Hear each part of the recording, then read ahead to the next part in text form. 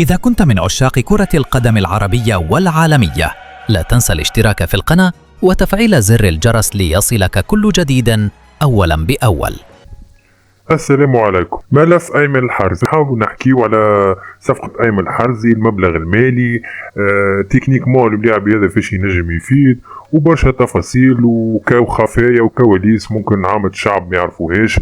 احنا تنجمنا ناخذوها من مصادر مقربة من النادي الافريقي. موضوع أيمن الحرزي بدا في النادي الافريقي من صيف عام ناوي، وقت اللي تعاقدت الهيئة مع فوزي البنزرتي. فوزي البنزرتي طلب أيمن الحرزي بشدة باش يكون موجود في النادي الافريقي، لكن إدارة الاتحاد الرياضي المونستيري طالبت أموال طائلة، معناها طالبت مليار وطالبت ب 800 مليون وطالبت بسوم غالي جدا على لاعب مازال في الكونترات نتاعو فيه عام وزيد لاعب 30 سنة. هيئة النادي الافريقي غضت النظر على الصفقة هذه وخمت في ملاعبية اخرين، وانا من منظوري نشوف اللي هيئه الاتحاد المونستيري غلطت غلطه كبيره، على خاطر كان لازم تسيب الملاعبي في الصيف، خاطر الملاعبي مازالك في كونتراتو عام، في ديسمبر ينجم يصحح بري كونترا. طالب مليار بتاع شنو اليوم هاك باش تسيبه، معناها اوبليجي عليك، اوبليغاتوار باش تسيبه، على خاطر كان باش تقعد تشد باش يكمل 6 اشهر ويخرج ليبر ويمشي النادي الافريقي بصفر مليم.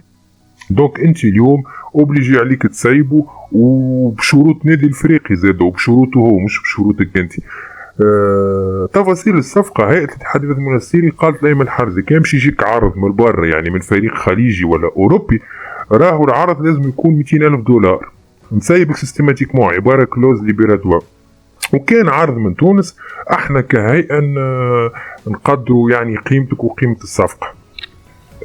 اليوم هيئة النادي الافريقي ولات تتعامل بذكاء مع المواضيع هذوم، خاصة وانه مهدي ميلاد جا معناها حكى مع هيئة الاتحاد الرياضي المونستيري من الاخر، قال لهم 100 مليون، يعني كان باش تسيبوه الملاعبي ب 100 مليون والا خليه عندك تو يجيني في الصيف بلاش، خاصة وانه ايمن الحرزي متحمس جدا يتقمص ازياء النادي الافريقي ويحب يلعب في جمعية كبيرة ويحب يكمل كاريره في جمعية كبيرة، خاصة وانه النادي الافريقي عنده شانس كبير العام الجاي باش يكون في رابطة الابطال، وما عادش عنده طموح مع الاتحاد الرياضي المونستيري، خرجت من رابطة الابطال ماهيش تراهن على البطولة يعني زايد.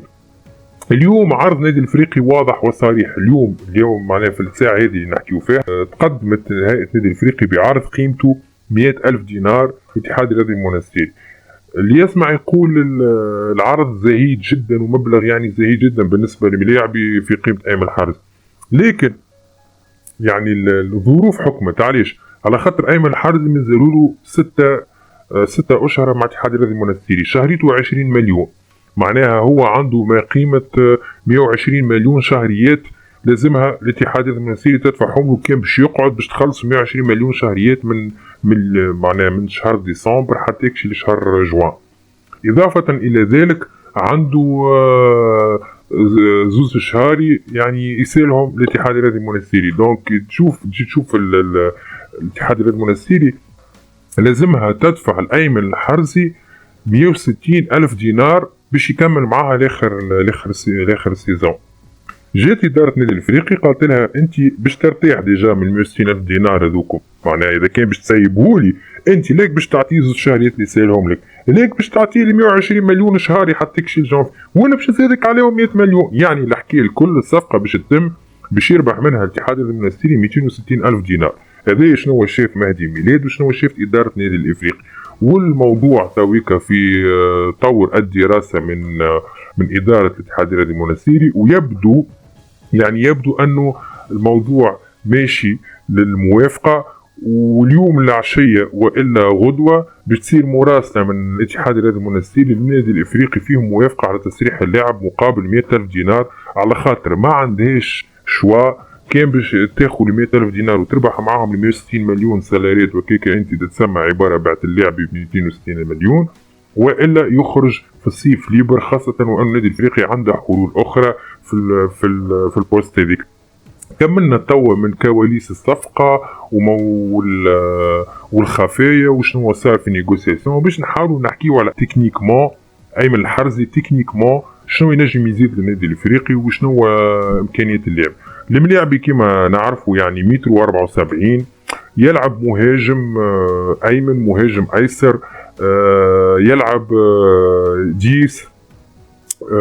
يعني التروا بوست هذوما النادي الافريقي حاجته بهم، على خاطر ما عندوش دومي دروا غيرمون كل يملى العين، وما عندوش دومي غوش يملى العين. نحكيو على كينزومبي والخضراوي ما همش ياسر البريود هذه افيكاس، وخاصة ما عندكش ملاعب خلف المهاجم يلعب زي ما تاكون افيكاس. دونك باش تكون صفقة مهمة جدا، خاصة وانه لاعب جوكير في الهجوم ينجم يلعب في ثلاثة اماكن في الهجوم. هذه حاجة الاولى، يعني هذه لو بوان فور نمر 1 بالنسبة للملاعبي. البوان فور نمر 2 انه الملاعبي رانيه فوزي البنزرتي، وعرف كيفاش يوظفه، وكان متميز مع فوزي البنزرتي، وسجل للنادي الافريقي يعني هدف من تسديده خارج منطقه 18 متر. يعني ملاعبي يحذق التسديدات من برا من 18. ملاعبي يعرف كيفاش عنده كاليتي سونتراج باهيه. وهوني نجمو نحكيو على الكريتير نمرو 3 اللي هو ملاعبي تالونتيو في ساقيه، يعرف يلعب الكرات الثابته بالكدا، خاصه انه النادي الافريقي سنلقى مشكله في الضرابه نتاع لي كورنير، في الضرابه نتاع لي كوفرون. دونك ملاعبي كيما هذا نجم ينفعك في 3 كومبارتيمون في الهجوم، ينجم ينفعك في الكرات الثابته، ينجم يتاقلم مع الفريق، خاصة وأنه تقمص أندية كبيرة كما النادي الصفاقسي، كما الاتحاد المنستيري. يعني تحكي على ملاعبي عنده كارير، مش هكا الملاعبي اللي باش يجيك من جمعية صغيرة باش يلقى مشاكل في التأقلم كما صار الخضراوي، يعني يلقى بريسيون يلقى كذا.